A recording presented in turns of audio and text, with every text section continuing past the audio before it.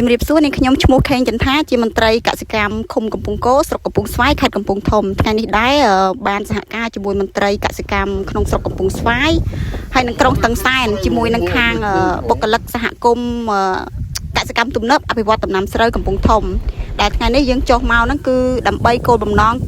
គឺចុះមកមើលពីស្ថានភាពស្រូវរបស់កសិករដែលគាត់បានផលិតពូជស្រូវសែនក្អូបសម្រាប់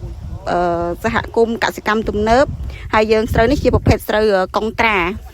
ដែលយើងចុះមកហ្នឹងគឺគោលបំណងធ្វើផែនការកំណត់ថ្ងៃច្រូតស្រូវរបស់កសិករជាក់ស្ដែងស្រូវនេះផងដែរគឺយើងមើលឃើញថាវាមានអាយុកាល